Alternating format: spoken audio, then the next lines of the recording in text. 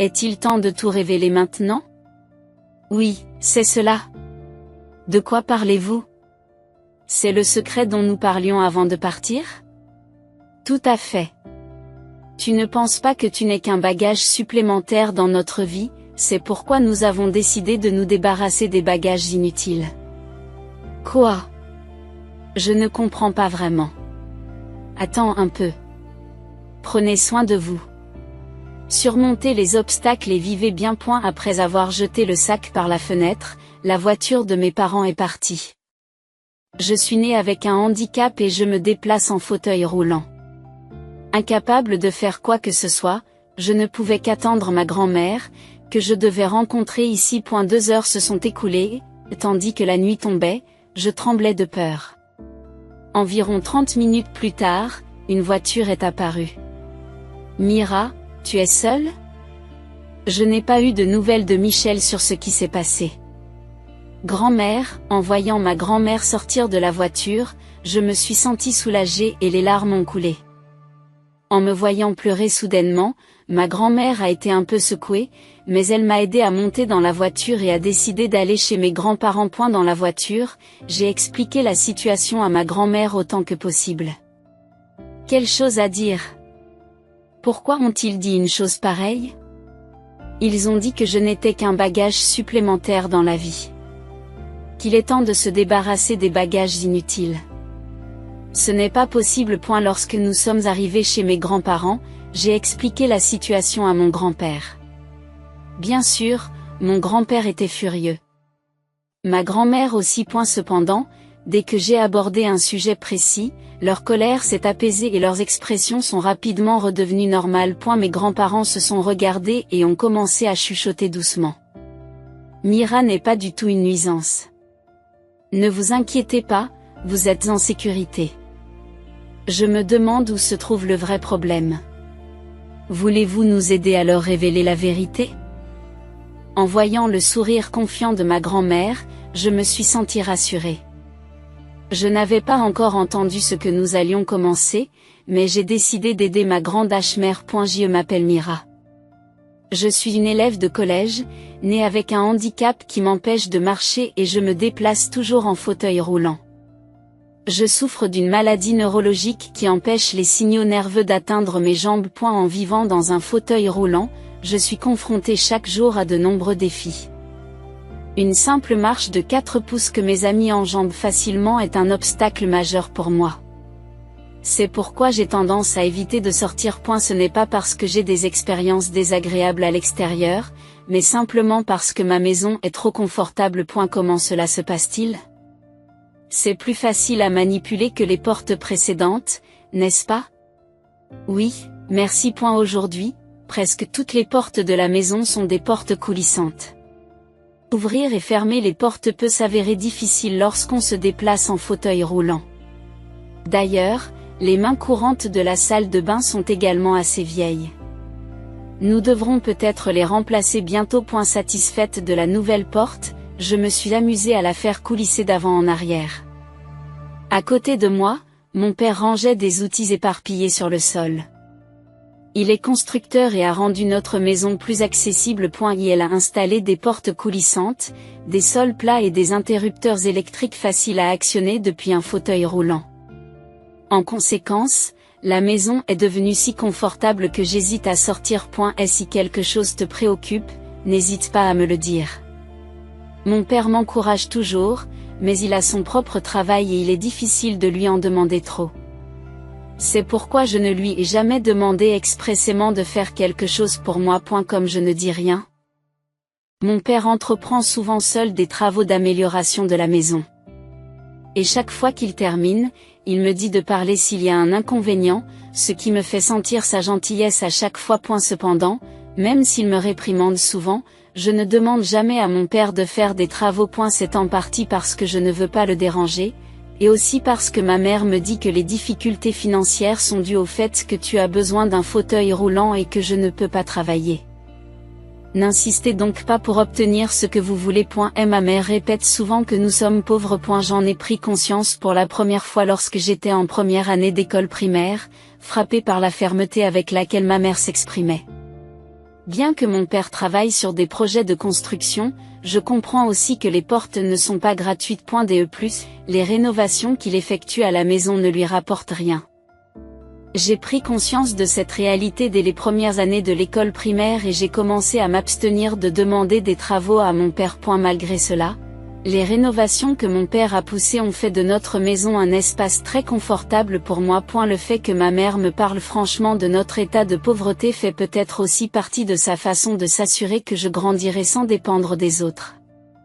Je croyais que mes parents m'aimaient. Mais je me suis rendu compte que cette croyance était due au fait que j'étais encore jeune et que je ne comprenais rien. À partir des grandes classes de l'école primaire, j'ai commencé à comprendre, petit à petit, les intentions de mes parents. Je pensais que j'étais aimée, mais il semble que ce ne soit pas vraiment le cas. Je vais charger ce bagage ici, alors s'il vous plaît, occupez-vous-en.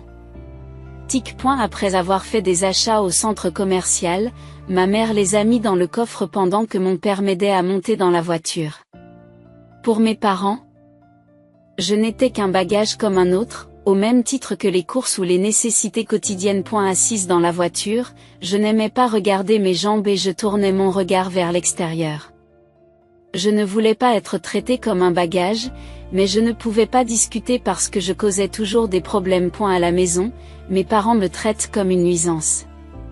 Pourquoi es-tu dans le couloir? Tu es dans le passage, c'est trop étroit ici. J'essayais juste d'aller aux toilettes. Mauvais timing. Je te dis toujours de vérifier où nous sommes et d'agir pour ne pas nous déranger. Je suis désolée. Chaque fois que vous bougez, vous nous gênez.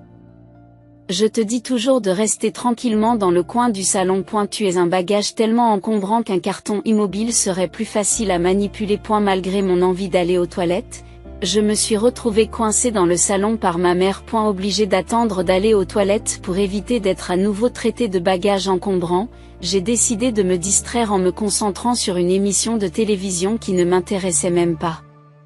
Tout comprendre n'est pas toujours une bonne chose. Lorsque j'ai atteint les classes supérieures de l'école primaire, j'ai commencé à voir les vrais sentiments de mes parents. À cet âge, leurs paroles froides étaient trop difficiles à supporter. Chaque fois que mes parents me traitaient comme un bagage, cela me faisait mal. Mais en tant qu'écolier, je ne pouvais pas vivre sans l'aide de mes parents. Petit à petit, j'ai commencé à évaluer l'humeur de mes parents et j'ai essayé de les gêner le moins possible. Tu ne vas nulle part aujourd'hui? Oui, je vais regarder la télévision à la maison. C'est un soulagement. J'ai regardé mes parents partir faire des courses depuis l'embrasure de la porte. Ils reviennent généralement à l'heure où le feuilleton du soir se termine. Et ne voulant pas être considéré comme une gêne, j'ai commencé à éviter de sortir avec mes parents et je suis restée plus souvent à la maison. Lorsque je décidais de ne pas les accompagner, mes parents affichaient un sourire radieux. En voyant leur sourire, je me sentais utile et je souriais à mon tour. Avec le recul, je me rends compte que mon état d'esprit à l'époque était assez déformé. Pour moi, la priorité absolue était de ne pas déranger. Et je croyais à tort que les sourires de mes parents étaient le résultat de mes efforts. J'étais satisfaite de mes efforts. Mais en 6e année, un petit incident s'est produit qui a semblé tout défaire. Tu utilises aussi un fauteuil roulant à la maison, Mira? Oui, je l'utilise. Mais tu sais, mon père a fait en sorte que la maison soit confortable pour un fauteuil roulant, alors je n'ai pas besoin de l'aide de tout le monde comme à l'école. Je n'ai aucun problème à rester seule à la maison. Au fil des années, j'ai changé de classe à l'école primaire. Certains enfants ne s'intéressaient pas à mon fauteuil roulant, mais pendant les pauses, de plus en plus de gens ont commencé à se rassembler autour de moi. C'est devenu une nouvelle routine après le changement de classe, et je m'y étais déjà habituée. À ce moment-là, il semble que j'ai dit quelque chose de déplacé à un ami. Mon ami a expliqué à un enseignant comment je gérais le fait d'être seule à la maison, ce qui a conduit l'enseignant à téléphoner à notre domicile. Si un élève de 6e année ne peut pas gérer le fait de rester seul à la maison, pourquoi l'école devrait-elle s'en mêler? Tout à fait. Pourquoi avez-vous parlé de rester seul? Ça a causé des problèmes. Je suis désolé. Il semble qu'un professeur ait averti mes parents qu'il est dangereux pour un enfant de rester seul à la maison tard le soir. Par conséquent, je n'ai plus été autorisée à rester seule à la maison, devenant une fois de plus un fardeau pour mes parents. Cependant, pour éviter que je reste seule à la maison, ma mère m'a donné une nouvelle directive. Je devais participer à un programme de service de jour après l'école. Qu'est-ce que c'est ? Ma mère m'a montré une brochure de l'établissement. On y voyait des photos d'enfants de mon âge en train d'étudier ou de bricoler. Le service de jour après l'école semble être un établissement qui fournit des compétences essentielles pour la vie et des opportunités d'interaction sociale. En d'autres termes, il s'agit d'une version d'un programme de garde d'enfants ou d'un service de jour pour les personnes âgées, mais adapté aux personnes handicapées. Honnêtement, c'est cher et c'est un fardeau de vous y envoyer. Mais tant que tu utiliseras un fauteuil roulant, ton père et moi ne pourrons pas te soutenir indéfiniment. C'est pourquoi je veux que tu te fasses des amis là-bas, que tu t'impliques dans la vie des autres et que tu reçoives une formation qui te permettra de vivre de manière autonome dans la société. Si j'avais été dans les petites classes de l'école primaire, j'aurais pu penser que ma mère me témoignait de l'amour. Mais maintenant que je suis en 6e, je peux comprendre le sens sous-jacent de ces paroles. Elle ne voulait probablement pas me garder à la maison, car j'étais un fardeau. D'accord, j'irai au centre après l'école et les week-ends. Merci de votre compréhension. Cela nous aide beaucoup. Les enfants comprennent et réfléchissent plus profondément que les adultes ne le réalisent souvent. J'ai fait semblant de ne pas remarquer la véritable raison de la décision de ma mère et j'ai continué à agir comme si je n'étais pas au courant. Ma mère ne s'est pas rendu compte que j'agissais ainsi et a cru que ses paroles me rendaient heureuse. En voyant ma mère sourire, j'ai ressenti une joie que je n'aurais probablement pas dû ressentir. 1 an après que j'ai commencé à fréquenter l'établissement, mes parents semblaient plus souvent de meilleure humeur. Comme je passais moins de temps à la maison, j'étais devenu moins pesant pour eux, ce qui rendait leur vie apparemment plus confortable. Quelle qu'en soit la raison, je commençais à me sentir bien dans cette situation, car mes parents me traitaient moins comme un fardeau. Cependant, un jour, ma mère m'a dit à l'improviste que tu n'avais plus besoin d'aller au centre de soins. C'est vrai ? Tu es déjà un collégien et rester seul à la maison ne devrait pas être un problème. Cela faisait déjà 1 an que je fréquentais l'établissement, où je m'étais fait des amis. J'ai commencé à y aller à contre-séance sur ordre de ma mère, mais comme j'étais souvent traitée comme une nuisance à la maison, l'établissement était devenu un lieu important pour moi. J'aimerais continuer à y aller, si possible. D'accord, je n'irai plus au centre. Mais je ne pouvais pas défier ma mère, alors j'ai accepté à contre-séance. Comme je n'allais plus au centre, j'ai fini par passer plus de temps à la maison. Rester dans le coin de la pièce, parce que vous gênez. Je me sentais de plus en plus traitée comme une nuisance à la maison. Je souhaitais parfois retourner dans l'établissement. J'ai décidé de demander subtilement à ma mère si je pouvais y retourner. J'ai pris l'habitude d'étudier dans l'établissement et je n'arrive pas à me concentrer à la maison. Un lieu d'étude n'est-il pas le même partout ? Je me demande ce que font mes amis de l'établissement aujourd'hui. Pourquoi ne pas les contacter ? Vous avez échangé vos coordonnées, n'est-ce pas ? Si ce n'est pas le cas, vous pouvez appeler l'établissement et demander. D'après la réaction de ma mère, il semblait qu'elle n'envisageait pas de me laisser retourner au centre. De manière inhabituelle, j'ai exprimé mon mécontentement face à sa réponse. Quelques mois plus tard, ma mère a semblé remarquer mon visage maussade et a soudain fait une suggestion agréable. Mira, pourquoi ne sortirais-tu pas avec ton père et moi aujourd'hui ? C'est vrai ? Où allons-nous ? C'est une surprise pour l'arrivée. À ce moment-là, j'ai eu l'impression qu'il s'agissait de l'événement le plus heureux de mes 13 années d'existence. Dans la voiture, on a posé sur mes genoux un sac lourd rempli de quelque chose. Qu'y a-t-il là-dedans ? Oh, pas question de l'ouvrir pour l'instant. Cela fait partie du plaisir quand nous arrivons. Je suis désolée. Je ne l'ouvrirai pas pour que vous puissiez vous détendre. À un moment où j'ai essayé d'ouvrir le sac, mon père, qui conduisait, s'est soudainement retourné et m'a arrêté bruyamment. Surpris par la voix forte de mon père, je me suis rapidement excusé. Alors que la voiture se mettait en route, j'ai regardé avec enthousiasme le paysage par la fenêtre. en me demandant où nous allions. Après environ 1 heure de route, j'ai réalisé que nous nous dirigions vers la maison de mes grands-parents maternels.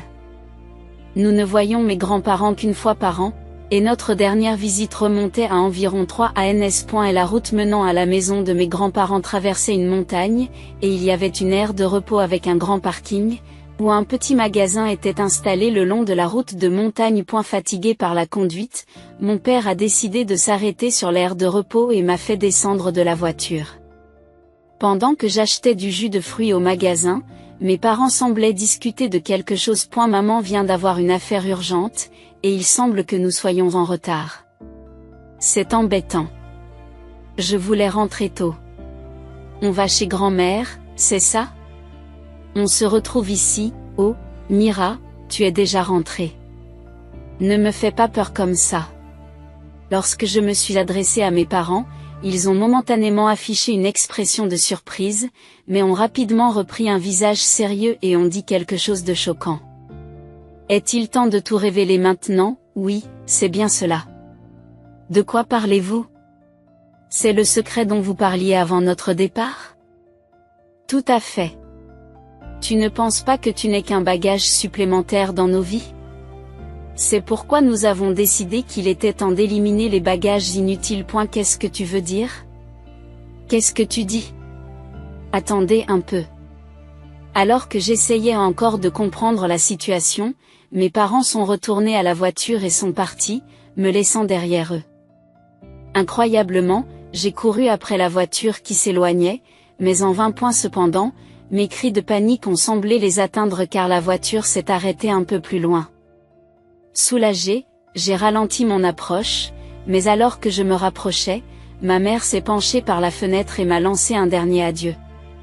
Prends soin de toi. Surmontez vos défis et vivez bien, a-t-elle dit en jetant le sac par la fenêtre et la voiture est partie. Laissée seule dans les montagnes, j'étais trop choquée pour bouger pendant un certain temps. Au bout d'un certain temps, réalisant que rester immobile ne servirait à rien, je me suis dirigée vers le sac que ma mère avait jeté. Je l'ai ramassé et j'ai regardé à l'intérieur, je l'ai trouvé rempli de vêtements avec une enveloppe posée sur le dessus. L'enveloppe contenait probablement une lettre, mais à ce moment-là, je n'avais pas la force de lire un message de mes parents. En regardant l'horloge de l'aire de repos, j'ai réalisé que c'était déjà le soir et que le crépuscule était sur le point de s'installer. Je voulais appeler à l'aide, mais mon smartphone était resté dans la voiture. Finalement, j'ai décidé d'attendre devant le distributeur automatique, en espérant que ma grand-mère viendrait. 2 heures ont passé. Et tandis que la nuit tombait autour de moi, je tremblais de peur. Les bruits des buissons, peut-être causés par le vent, provoquaient des vagues d'angoisse indescriptibles. À ce moment-là, la seule présence réconfortante était la lumière du distributeur automatique. 30 minutes se sont encore écoulées lorsqu'une voiture s'est arrêtée sur le parking. Mira, tu es seule? Je n'ai pas eu de nouvelles de Michel sur ce qui s'est passé. Grand-mère. En voyant ma grand-mère sortir de la voiture, j'ai été submergée de soulagement et les larmes ont coulé à flots. Voyant que je pleurais soudainement, ma grand-mère, bien qu'un peu secouée, m'a gentiment aidé à monter dans la voiture et a décidé de se rendre chez elle. Pendant que nous roulions vers la maison de mes grands-parents, j'ai expliqué tout ce qui s'était passé. On dirait que papa et maman ont décidé de ne plus m'élever. Qu'est-ce qui s'est passé? Laisser un enfant dans les montagnes, est-ce qu'une chose aussi terrible peut vraiment arriver? J'avais réagi de la même manière que ma grand-mère lorsque mes parents m'avaient abandonné pour la première fois. Mais c'est bien ce qui s'est passé. Quelle chose à dire. Pourquoi ont-ils dit une chose pareille? Ils ont dit que je n'étais qu'un bagage supplémentaire dans la vie. Qu'il est temps de se débarrasser des bagages inutiles. Ce n'est pas possible. Ah oui, c'est vrai. Il y avait une lettre. Je n'ai pas encore eu le courage de la lire, alors j'ai tendu l'enveloppe à ma grand-mère. Elle a immédiatement garé la voiture sur le côté et a commencé à lire la lettre. Que dit-elle? C'est écrit très poliment qu'ils ne peuvent pas se permettre de t'élever pour des raisons financières et qu'ils nous demandent si nous pourrions nous occuper de toi pour un petit moment. Et la lettre disait que Louis était en voyage d'affaires aujourd'hui et que Michel devait l'accompagner, alors il voulait que nous nous occupions de toi pendant 3 jours. Mais il semble qu'ils aient en fait prévu de vous laisser ici bien plus longtemps. Où as-tu trouvé la lettre, dans le sac? Je vois. Ils ne voulaient pas être interrogés? Alors ils espéraient que vous trouveriez la lettre en arrivant chez nous.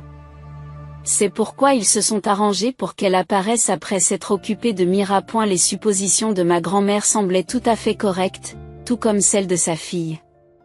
Elle comprend très bien ma mère. Après être arrivée chez mes grands-parents, ma grand-mère a tout expliqué à mon grand-père. En l'entendant, mon grand-père est devenu furieux et a dit, « C'est terrible. Mira, tu ne devras jamais retourner là-bas. Tu vas rester ici pour toujours. Je ne te renverrai jamais chez eux. » En voyant la colère de mon grand-père, j'ai senti qu'il s'agissait d'une véritable affection. C'était tout à fait différent du sentiment que j'éprouvais lorsque je pensais être aimée par mes parents. J'avais toujours essayé de ne pas être un fardeau pour mes parents, mais je réalisais maintenant à quel point c'était faux. J'avais l'impression qu'une malédiction de mes parents avait été levée. Et la journée a été épuisante, car il s'est passé beaucoup de choses. Une fois arrivée chez mes grands-parents, je me suis endormie sans même avoir dîné. Le lendemain soir, un peu plus calme, j'ai parlé à mes grands-parents de ma vie avec mes parents. Ce n'était pas la première fois hier qu'on me traitait de bagage. Pourquoi ont-ils dit une chose aussi terrible? Vraiment, ils t'ont dit de t'asseoir tranquillement dans un coin? À quoi pensaient-ils? Chaque fois que je parlais des actions de mes parents, les visages de mes grands-parents devenaient rapidement rouges de colère. Mon grand-père a frappé la table avec colère, renversant le thé. J'ai ressenti une étrange joie à l'idée que mes grands-parents partagent ma colère contre mes parents. C'était différent des sentiments que j'éprouvais à l'égard de mes parents, et j'ai pensé que c'était quelque chose que je pouvais accepter en toute sécurité. Cependant, lorsque j'ai mentionné un certain fait, leur colère a disparu instantanément et leurs expressions se sont calmées. J'ai été vraiment choquée lorsqu'ils m'ont dit de ne pas retourner au centre parce que j'y étais allée pendant une année entière. 1 an dans ce centre. Oui, c'était comme un programme après l'école. Je comprends, mais tous les jours pendant 1 an. Oui, j'y allais presque tous les jours. Il y a quelque chose qui ne va pas. En entendant cela, mes grands-parents se sont regardés et ont commencé à chuchoter. Il semblait qu'ils sentaient que quelque chose n'allait pas dans mon histoire. Ils ont expliqué les choses d'une manière qu'un collégien comme moi pouvait comprendre. Après avoir entendu leurs explications, je ne pouvais plus considérer mes parents comme des parents. Ce que mes parents appelaient des bagages signifiait que je n'étais qu'un accessoire gênant. Mira, tu n'es pas du tout une nuisance. Ne t'inquiète pas, tu es en sécurité. Je me demande où se trouve la véritable nuisance. Allez-vous nous aider à leur révéler la vérité? Le sourire confiant de ma grand-mère m'a réconforté. Je n'avais pas encore entendu les détails du plan, mais j'avais déjà décidé de coopérer avec ma grand-mère. Cela faisait 3 semaines que j'avais emménagé chez mes grands-parents et je m'habituais peu à peu à la vie ici. Aujourd'hui, mes grands-parents avaient pris leur journée de travail et nous prenions le thé ensemble dans un cadre détendu. Alors que je savourais la chaleur du thé, me demandant si cette vie paisible allait continuer, une voix forte a soudain retenti depuis la porte d'entrée. La voix s'est progressivement approchée du salon où nous nous trouvions. « Eh, tu es là, qu'est-ce que tu as fait ?» Mes parents ont fait irruption dans le salon où nous étions assis et ont commencé à crier de colère. Ils étaient tellement furieux qu'ils avaient du mal à trouver les mots justes. Leur visage était un mélange de colère et de panique. À la limite de la folie. Mes grands-parents et moi avons bien compris leur état, et nous avons continué à siroter calmement notre thé sans être dérangés. Cependant, la colère de ma mère s'est intensifiée et elle nous a grondé encore plus fort qu'avant. Cette situation va nous causer de sérieux problèmes. Que allez-vous faire? Ne faites pas de bruit. Nous vous entendons même sans les cris. Mes parents ont été déconcertés car ils ne s'attendaient pas à ce que je leur dise de se taire et ils m'ont regardé, les yeux écarquillés de surprise. Maintenant, libéré du contrôle de mes parents, j'étais en mesure de dire ouvertement ce que je pensais, ce qui contrastait fortement avec ce que j'étais lorsque je vivais avec eux. Grand-mère, quelle est la situation actuelle avec papa et maman? Vos actions ont causé des problèmes. Nous avons reçu un appel du bureau municipal nous demandant si Mira vivait toujours avec nous. Le mensonge a été révélé immédiatement. Rien de particulier n'a été dit au téléphone à ce moment-là, mais cela va certainement devenir un problème. Ce sera un problème, en effet. Il est probable qu'une enquête sur les prestations frauduleuses soit en cours. C'est quelque chose qui finira par se savoir, même sans que nous fassions quoi que ce soit. Pourquoi es-tu au courant des prestations frauduleuses, maman? Bien que je comprenne que les prestations frauduleuses constituent un problème, la gravité de la question n'était pas tout à fait claire pour un collégien comme moi. Mes parents transpiraient, des perles de sueur perlant sur leur front, bien qu'il ne fasse pas particulièrement chaud. Louis était déjà venu nous emprunter de l'argent parce que son travail ne marchait pas bien. Tu te souviens, tu as dit que tu ne voulais pas travailler et que tu voulais continuer à être une femme au foyer, alors nous lui avons dit de trouver un emploi et nous l'avons renvoyé. Oui. Je me souviens de ce qui s'est passé. J'ai toujours pensé que ma mère disait que nous étions pauvres pour m'empêcher d'être gâtés ou de demander trop. Mais il semble qu'ils étaient vraiment dans une situation financière difficile. Ma grand-mère avait discerné que mes parents se livraient à une sorte de mauvaise conduite. Pourquoi avez-vous continué à envoyer Mira au centre tous les jours si vous étiez à court d'argent? Ce centre coûte plus de $10 par visite, n'est-ce pas? Oui, nous avions des difficultés financières, c'est pourquoi nous avons continué à envoyer Mira dans ce centre pour l'aider à développer ses compétences sociales. Mais dites la vérité. N'essayez-vous pas simplement de vous faciliter la vie en envoyant Mira dans cet établissement? Vous avez arrêté au bout d'un an pour des raisons financières, n'est-ce pas? Oui, nous avons manqué de fonds et nous n'avons pas pu continuer avec le centre. Cela pose-t-il un problème? Oui, il y a un problème. Même après que Mira a cessé de fréquenter l'établissement, vous avez continué à prétendre qu'elle y allait pour recevoir des prestations d'invalidité, n'est-ce pas? La remarque de ma grand-mère était tout à fait pertinente. Ma mère a essayé de répliquer, mais n'a pas trouvé les mots justes. Les frais de l'établissement que j'ai fréquenté s'élevaient à un peu plus de $10 par visite, comme l'a dit grand-mère. Ce coût est censé être couvert en grande partie par la subvention, qui est à la charge des usagers. Mes parents avaient reçu ces fonds de manière frauduleuse en mentant sur ma fréquentation de l'établissement. Sachant que vous pouviez continuer à recevoir des allocations d'invalidité même si Mira ne fréquentait pas l'établissement, vous avez probablement pensé qu'il n'était pas nécessaire de la garder à la maison. Comme vous pouviez obtenir l'argent sans l'envoyer au centre, vous l'avez laissé avec nous. Vous épargnant ainsi des ennuis tout en continuant à percevoir l'argent. C'est typique de vous de toujours choisir la solution de facilité. C'est pourquoi vous avez incité le bureau à enquêter sur nous. Pas directement, non, je suis juste allé au bureau local et j'ai signalé que Mira, qui est censée vivre avec ses parents, est en fait ici avec nous. Ils ont vérifié si mes parents recevaient des allocations qu'ils ne devraient pas recevoir. C'est la raison pour laquelle vous avez été contacté, parce que notre bureau local a communiqué correctement avec le bureau de votre région. Comment pouvez-vous lire dans mes pensées aussi facilement? Depuis combien de temps pensez-vous que je suis mère? Une vraie mère peut lire dans les pensées de son enfant. Ce n'est pas étonnant que tu sois perplexe, tu n'as pas agi comme une vraie mère, donc tu ne peux pas comprendre les sentiments de Mira. En entendant les paroles de ma grand-mère, j'ai réalisé que c'était à cela que ressemblait la vraie parentalité. Ma mère, bouleversée par les paroles de grand-mère, s'est effondrée sur place. Mon père était encore debout, mais grand-père lui faisait face. Vous êtes tous les deux habillés de façon très chic aujourd'hui.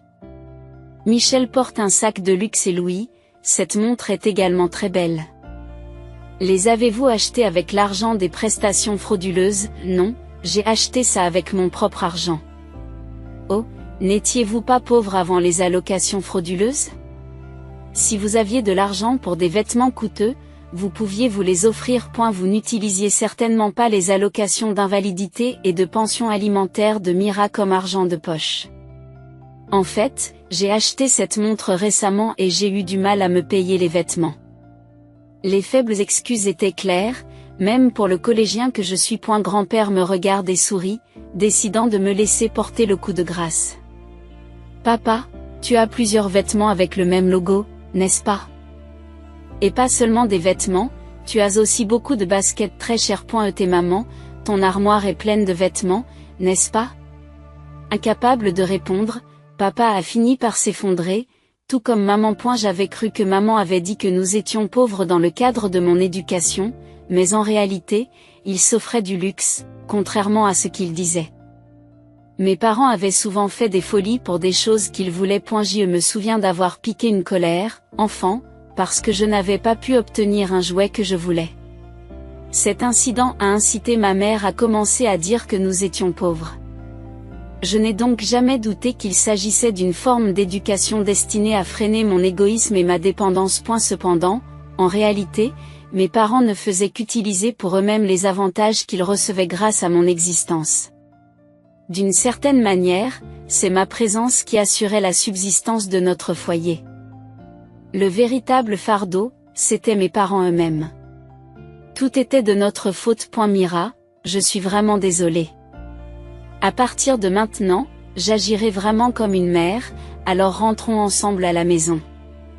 Ma mère s'est excusée auprès de moi, les larmes aux yeux, semblant avoir changé d'avis. Si c'était l'ancienne moi, j'aurais pu être trompée et croire ces paroles. Vous pensez donc que si nous allons ensemble au bureau et que nous témoignons que nous vivons ensemble sans problème, l'enquête pourrait être arrêtée et nous pourrions être sauvés par ce dernier espoir. Comment peux-tu avoir des connaissances aussi solides que celles d'un collégien? Je pensais que tu obéirais comme d'habitude. En fait, je n'avais pas beaucoup réfléchi de mon côté. C'est grâce à l'avertissement de grand-mère. Sache que tes parents pourraient essayer de te reprendre sous un prétexte quelconque. Surtout s'ils te demandent de les accompagner au bureau.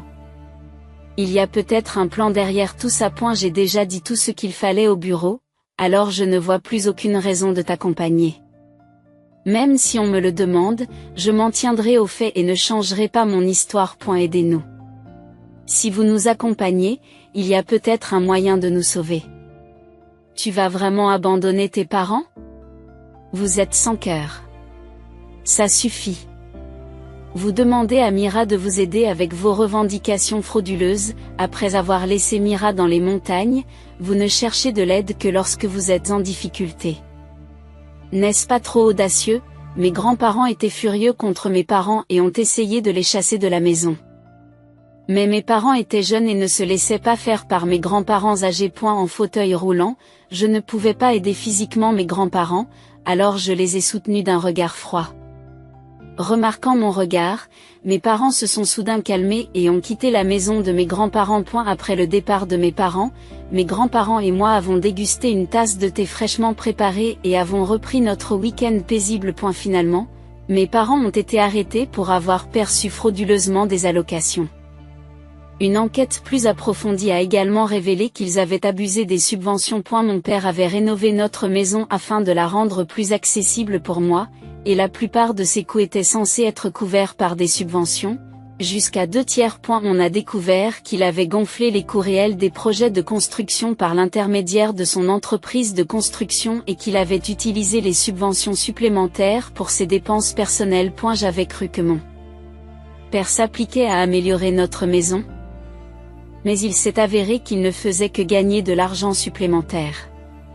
Le montant total de l'argent obtenu frauduleusement s'élève à environ $50 000. Et la perception frauduleuse de prestations est considérée comme une fraude, et on m'a dit que le fait de ne pas rembourser cet argent pouvait donner lieu à des poursuites pénales. Bien que j'ai du mal à comprendre l'ampleur de cette somme, elle représente un montant important pour mes parents qui ont des difficultés financières. Ils ont réussi à réunir l'argent et à le rembourser, mais il s'agissait d'un emprunt, et ils doivent donc encore une somme importante. Bien que l'argent ait été remboursé, le crime demeure. Ils ont évité la prison mais ont été mis à l'épreuve, ce qui signifie qu'il y a toujours un risque d'incarcération à l'avenir. Je pensais que seules les personnes en prison étaient appelées des criminels, mais depuis qu'ils ont reçu un verdict de culpabilité, ma grand-mère m'a expliqué que mes parents sont officiellement reconnus comme des criminels. Désormais reconnus comme criminels, ils ne peuvent plus espérer de crédibilité sociale, ce qui a conduit mon père à devoir cesser l'exploitation de son entreprise de construction. Depuis lors, mes parents ont cherché du travail, Mais les stigmates de la criminalité pèsent lourd et ils n'ont pas réussi à trouver un emploi stable. Ils parviennent actuellement à joindre les deux bouts grâce à un travail journalier tout en s'efforçant de rembourser leurs dettes. Je suis officiellement devenue une famille avec mes grands-parents et j'ai commencé à vivre avec eux. Il semble que l'on ait veillé à ce que les allocations et les bourses que je reçois ne finissent pas entre les mains de mes parents. Bien que je ne comprenne pas les détails financiers, je suis vraiment reconnaissante de pouvoir vivre avec mes grands-parents, qui sont chaleureux et attentionnés. J'ai également commencé à m'adapter à ma nouvelle école et j'ai désormais l'intention de suivre ma propre voie sans me soucier de mes parents.